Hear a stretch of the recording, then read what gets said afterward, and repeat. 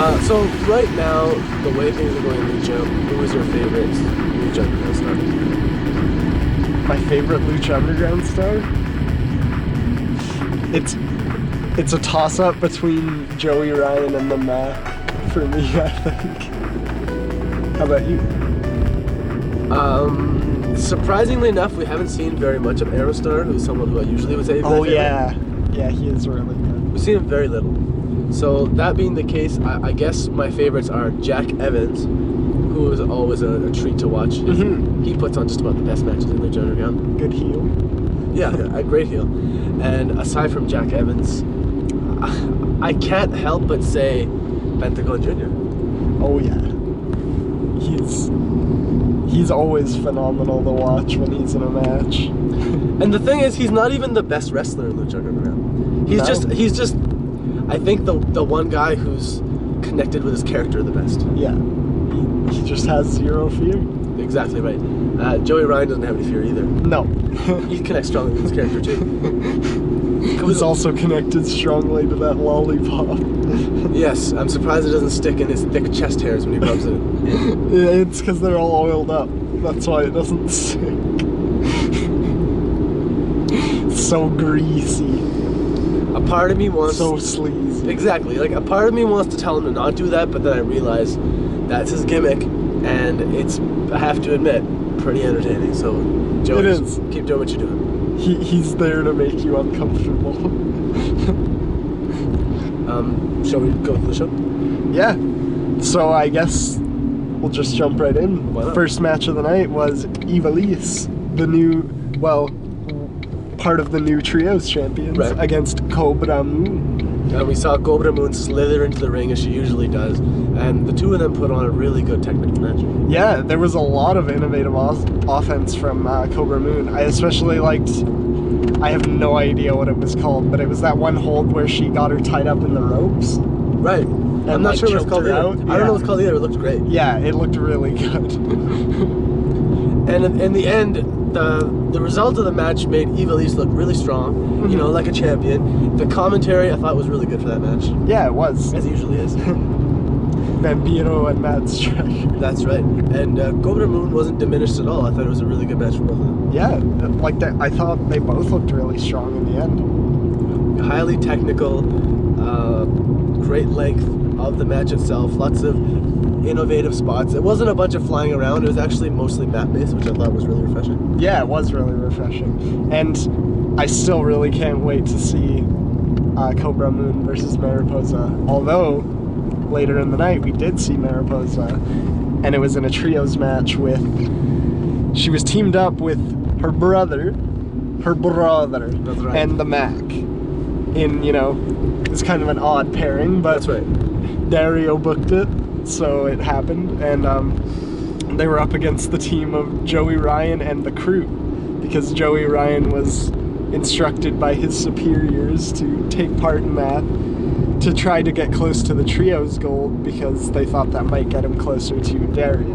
Right, the two police officers, undercover, Yeah. Cortez Castro and Joey Ryan, worked with Mr. Cisco to eventually actually defeat the team of Mariposa and the MACK and her brother. In the end, because they're undercover, Joey Ryan made a big scene and celebrated by himself, just to make it clear. I won! Yeah, just to make it clear to like everybody there that he's not affiliated with Castro. No. But of course they actually are. Yeah. And in the end, we also saw Sexy coming back to the ring. Yeah, and we saw her bringing back some of that fire. Absolutely, taking absolutely no disrespect from Marty or his sister, stepping up and showing why she is, aside from Phoenix, probably the top babyface in the genre. The MACK wasn't having any of it either. Absolutely not. Bringing up stunners for everybody within range. They were chopping each other beforehand, tagging each other in and out. Yeah, the chop tags. Yeah. Marty, the MACK, and Joey Ryan, the three of those guys, they look so unconventional, but they're all really good. I really need Marty and Joey Ryan to be a tag team eventually. Just the greasiest tag team. So grease. Yeah. Book it, Dario. Dario also had a little bit of an unwanted confrontation with commentator Vampiro in the men's room before the show began. He did. And in the end of it, I mean, I'm not sure entirely what to make of it. Because in the end, you know, Vampiro did seem very angry, but in the end his hands were tied because, as Dario said, his brother would rip him apart. We'll see later on what the newly revealed role of Maestro has, you know, actual impact on young Pentagon Jr. this season. Last season at the very end we found out that he was his master and he was the one pulling his strings, but now that arguably he's not pulling his strings anymore, what, if any, is his connection to Pentagon? We've seen Pentagon go through hell and back, and Vamp, you know, necessarily didn't stop it from happening. And now with looming Matanza Cueto, the machine, the monster, who will stop him? I feel like the way this whole season began with Vampiro in the psychiatric institution and the drugs to keep him sane, I feel like that's the deal breaker. If anything's going to stop Matanza, I feel like it might be Vamp. Maybe Vamp? What about the Dead Man? The Dead Man was looking strong against Matanza. But he's a beast. Well, take the kids through the main event. Alright, so the main event was Matanza versus Phoenix, and it was a rematch to, you know, get his title back. And he basically got tossed around the ring like a little baby, like Pentagon did when he had his match against Matanza. And then, so Matanza hits the pin as expected, and then afterwards, the Dead Man Mil Muertes shows up. Absolutely. And just dunks him out of the ring right away. Having none of it. No. The green lights gleaming off his mask. And Katarina. Of course, holding the bloodstone. This is the match of course you've heard us talk about for the past several weeks. We want this more than anything on Lucha Underground, and I feel like we're only probably maybe 2 weeks away at this point. Oh yeah. But we have two really big main events to look forward to in Lucha Underground. One, of course, is Matanza and Mil Muertes, but the other, as we saw, on a rooftop, Rey Mysterio and his young apprentice Dragon Azteca Jr. were joined by Prince Puma, who for the first time ever actually spoke. Yeah, I know. He said yes. Speaking of someone else who did a lot of talking, a certain kill shot. Is that the best vignette they've done so far, or is there better? I think that's one of the best. That's one of the best. Yeah. I don't know if it's the best. I don't know. What's the best? Now that we're talking about it. The one with Vampiro to begin the season was amazing. Yeah, that one was really good. It's tough to say, but I think it is in maybe the top 5. Oh, certainly. The one with Pentagon I don't know if you saw it. Bro, do you remember the one with Pentagon from last season, right? Yeah. Where he's in that dojo and then like the ninjas come and he just kills them all.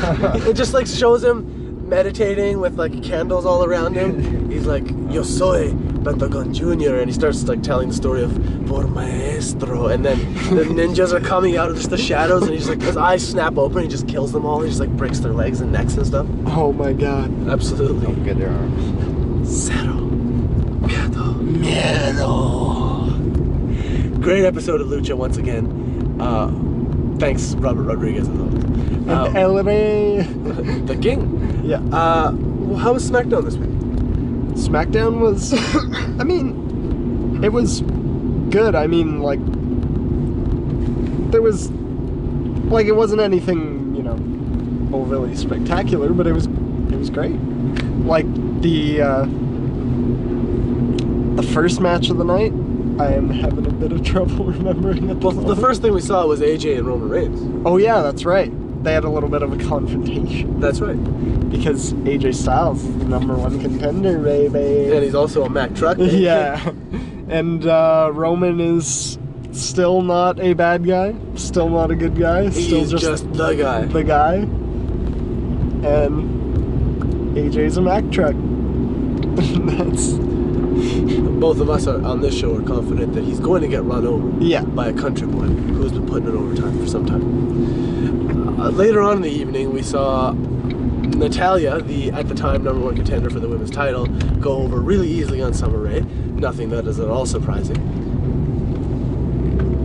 And aside from that, what other matches did we see on SmackDown? We saw a also very short-lived match between Dean Ambrose and Tyler Breeze. Absolutely. Tyler Breeze didn't even hardly get any chance to get any offense in.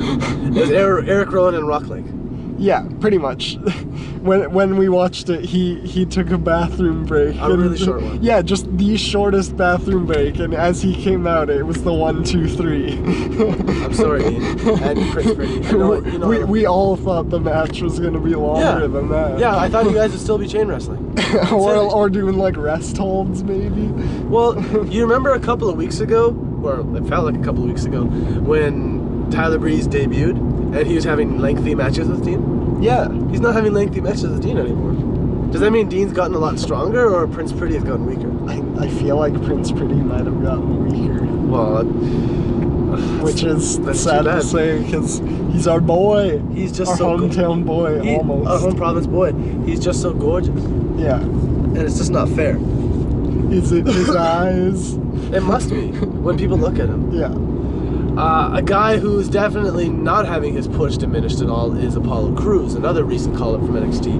But we'll get to him a little bit later on the show. What was the main event on SmackDown? The main event was a hot fire tag match between Sami Zayn and AJ Styles facing Chris Jericho and Kevin Owens. And I was a little unsure at first about Kevin Owens and Chris Jericho as a tag team, but they really pulled it off. Amazing tag team. Kevin has been a really good tag team partner for just about every heel he's been with. Yeah, pretty much.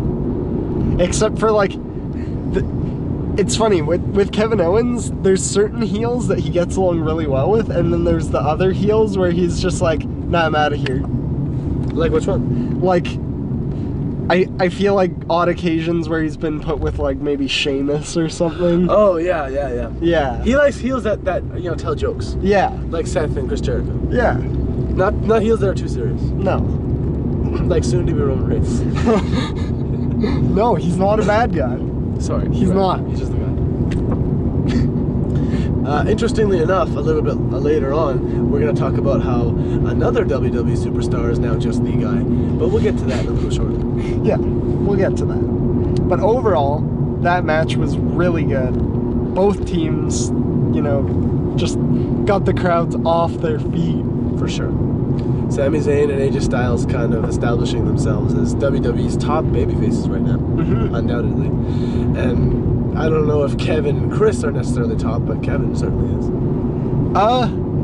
Actually, you know what? I'm discrediting Chris. Chris is definitely one of WWE's top heels right now. I'm sorry, Chris. You're right. Yeah, I mean, we'll have to get to that in the Raw segment, but I feel like he did some pretty good heel work on Raw. I think you're right. And I don't see any reason why we shouldn't just get right into it.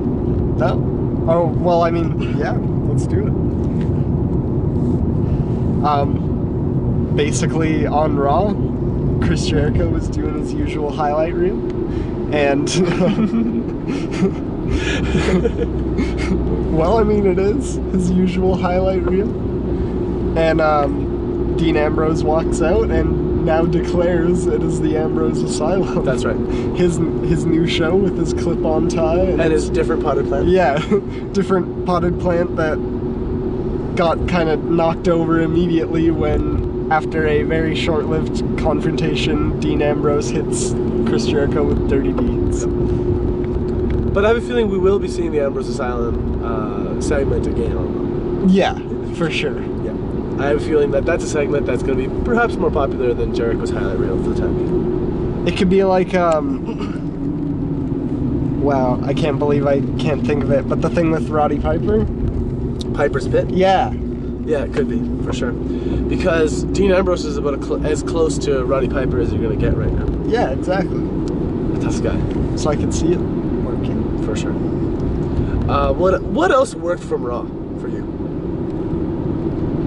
Well, I mean, when I say what worked from Raw, what's the first thing that jumps out to you? The first thing that jumps out to me, honestly, was the Sami Zayn versus AJ Styles match. That was really, really good in my opinion. Of course. It's a match that could have been on the same level as Shinsuke versus Sami Zayn. The only difference was the fact that it was a Raw match, so they didn't have as much time. Yeah. They don't have that pay-per-view time. No. But they made the most of it, I thought. Yeah, they really did. But unfortunately, Sami Zayn, the Canadians were not looking good tonight. Or last night on Raw. No, not particularly. No.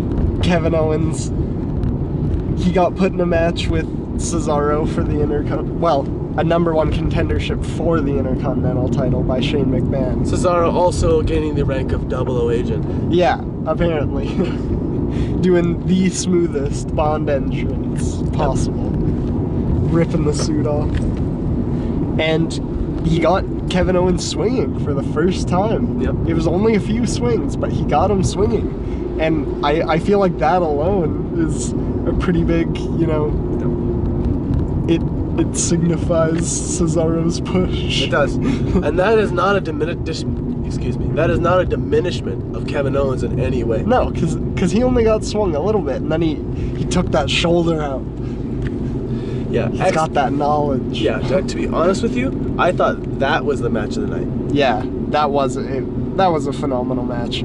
Although, to be fair, the main event was also really good in its own right. There was a lot of good spots. It was. It's just that match was a lot of good spots, while Kevin versus Cesaro was, in my personal opinion, a better application of psychology. Yeah, that's true. Like the master of headlocks. I'm the headlock master! And then Cesaro prominently, puts him into several different headlocks really quickly. Switches between them, yep. Yeah. He's amazing at headlock. And then he flexes. Of course.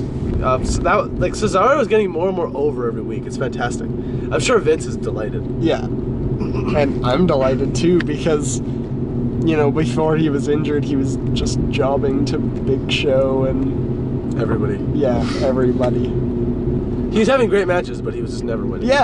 Yeah, like he always puts on really good matches, no matter how badly he's jobbing. That's true.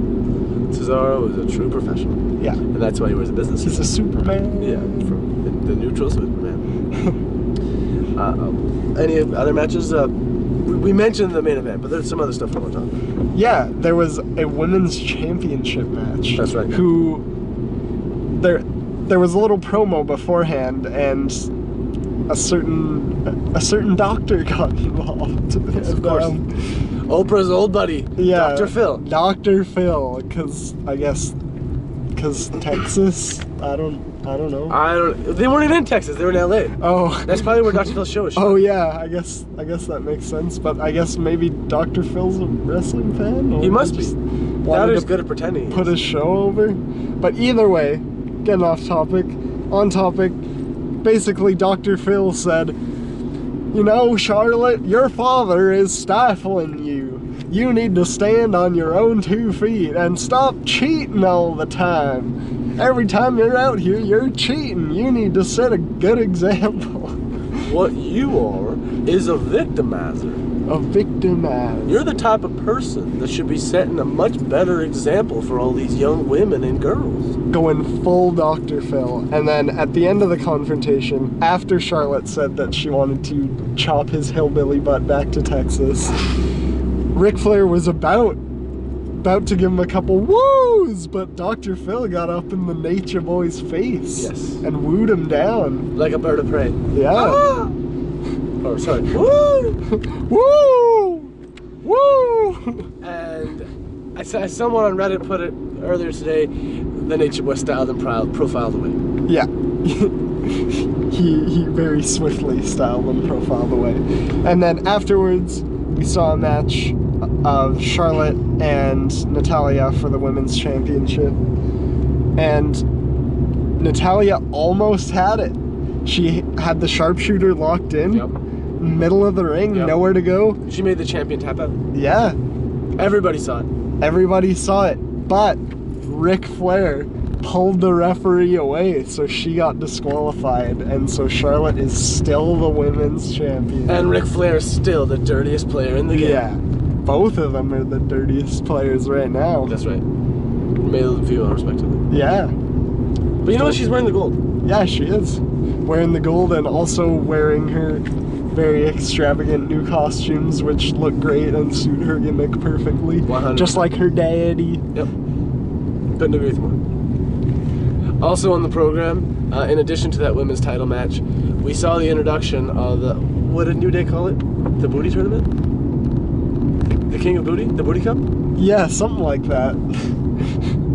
Let's call it the Booty Cup. So basically, it's a bracket tournament to determine the new #1 contender for the tag team titles. It's a tournament where basically all of WWE's tag teams are participating, and they're all participating in matches against each other in the hopes of facing New Day at the end. The bracket was basically, now that we wrote it down earlier today, and when we did, we realized the bracket was effectively set up so that the Usos will face the Dudleys. Basically. That's pretty much how it's seeming right now. Yeah. Which, I don't know how I feel about it, because I feel like that should kind of be over already. Because didn't they have the pre-show match or did they have a match at Mania? I thought they did. I'm not even sure.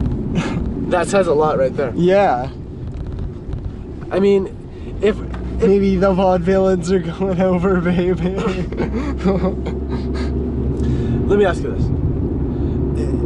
If Vince's whole gimmick recently has been about appealing to the mass audience and, you know, trying to appeal to the common fan probably doesn't know what happened in the Usos Dudley match from WrestleMania. No. If us hardcore fans don't know, then like, what's your excuse, Vince?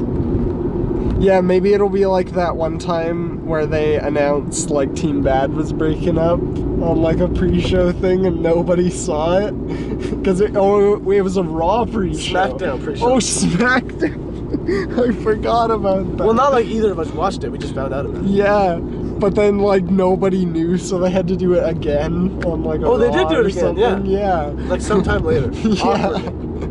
Come on, Vince. Hey, but anyway, the tournament.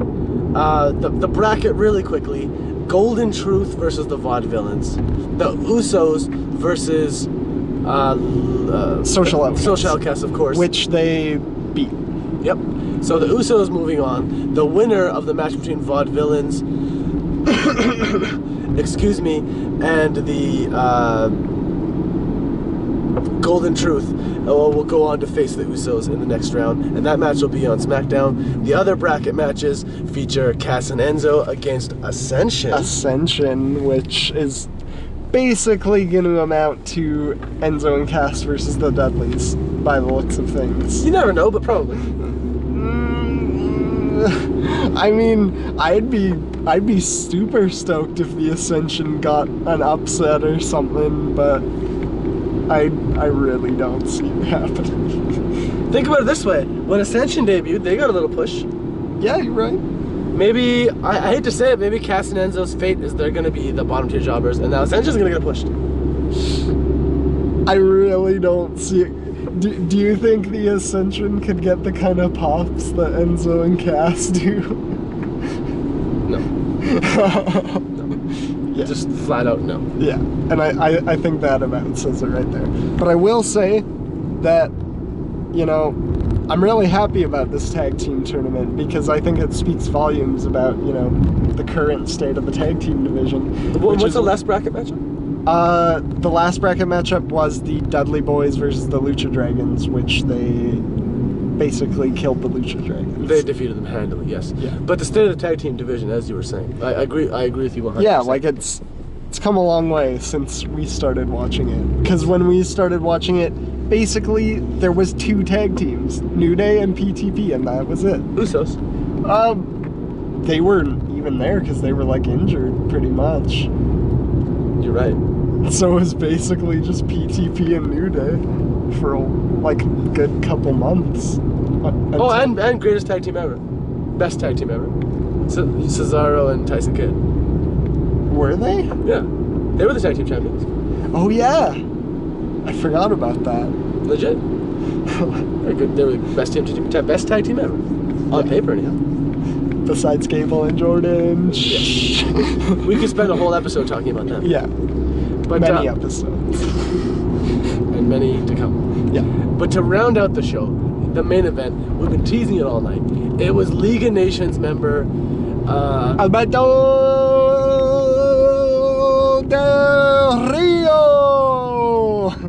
and the Celtic warrior Sheamus Falabala in a match against a couple of other guys. Yeah, couple of guys.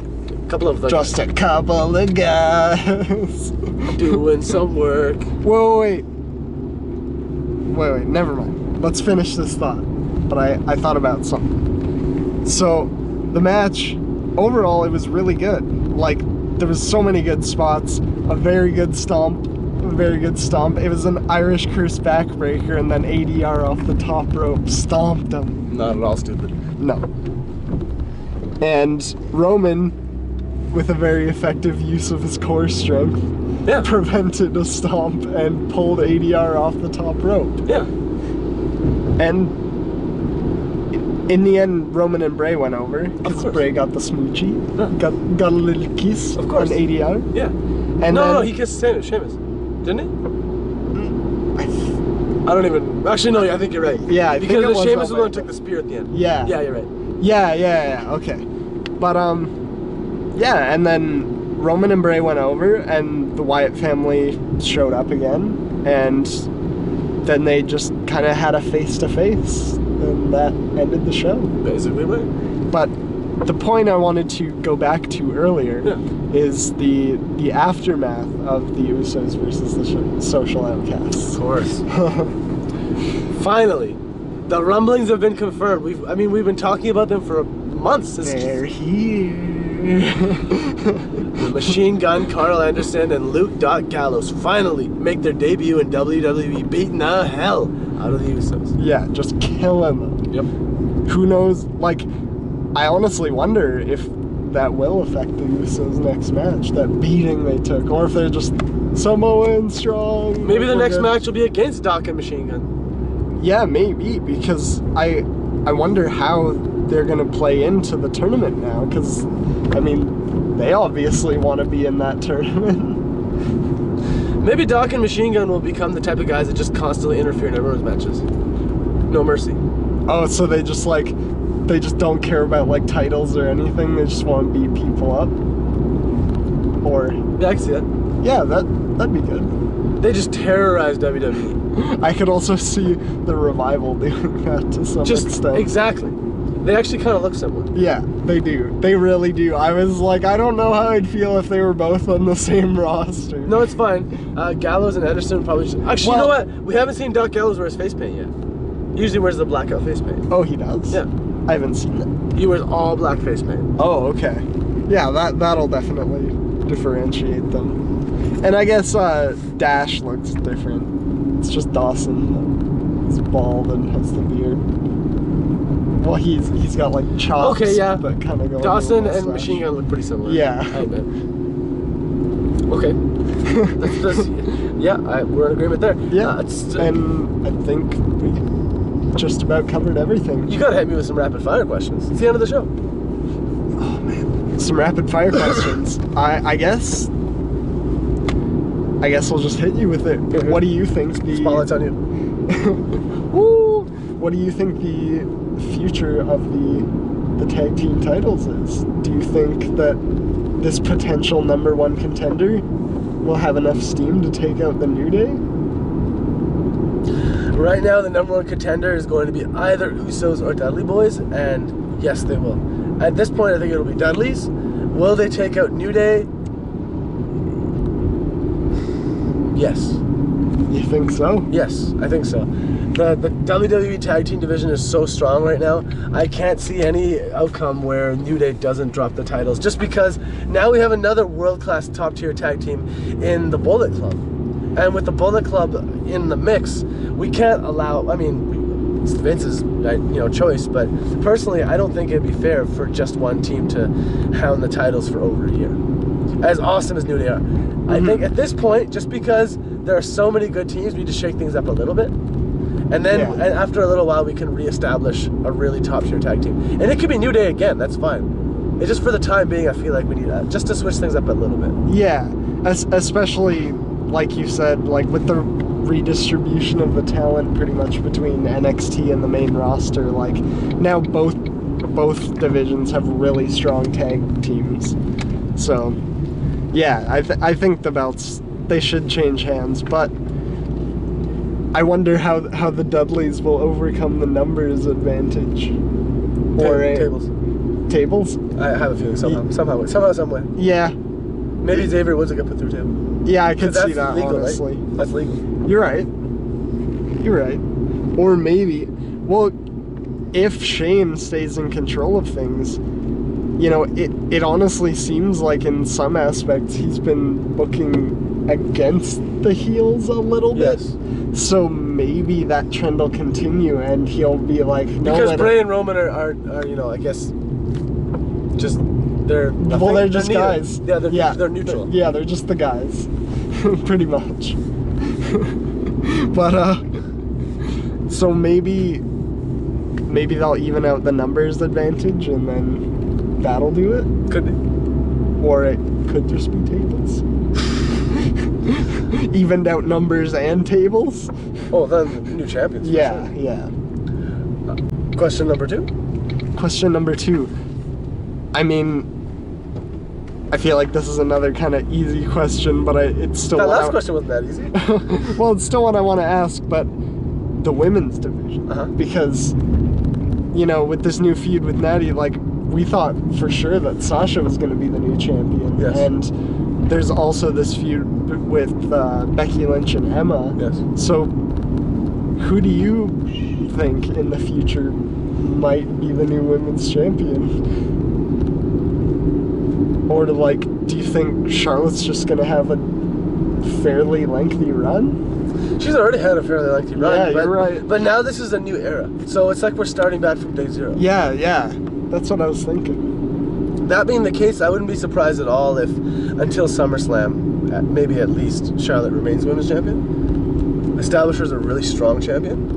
And then at that point, maybe SummerSlam, that's when maybe Sasha could become the new champion. Sasha just comes back again. Why not? Where has Sasha been, anyway? She just hasn't been on TV for 2 weeks, that's all. Oh, or for 1 week, I guess.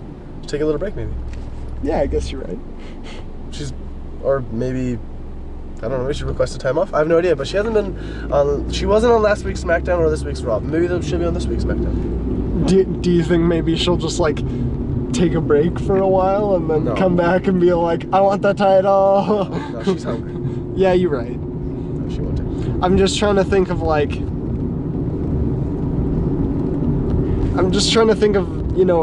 a way that she could get into a feud that would somehow work her into the title picture, or would she just come straight back for the title? Is she like Kevin Owens, prize fighter, thirsty? And that's why I'm the champ. That's why I'm the boss. Well, you just answered your own question there. She's the boss. Yeah, You're right. She could easily.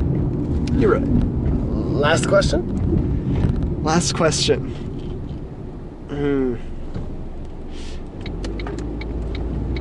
I'm not sure if I have a last question. Let me ask you one last question. All right. Okay. Hit me. Now that Bray and Roman are just the guys, yeah, where does this go? I have no idea. I'm wondering, is Bray coming for the title again? But again? When did he have title run? Not again, but for the first time. I mean him coming for Roman again. Oh, yes, you're right. I hadn't thought of that. Excellent point. No, I got confused because Roman was kind of getting pushed a lot at that time too. Yeah, when hasn't he been? So it pretty much felt like he was the champ already. Vince was pushing Roman like Pablo Escobar was pushing Colombia, man. You're right about that. And that is all the time we have this week for Wrestling Ramble. Yeah. Thanks again for watching. We really appreciate it. I mean, big guy, is there anything else you want to say before we sign off? Nothing other than I am looking forward to next week in WWE and also Lucha Underground. Stay tuned. Bye for now.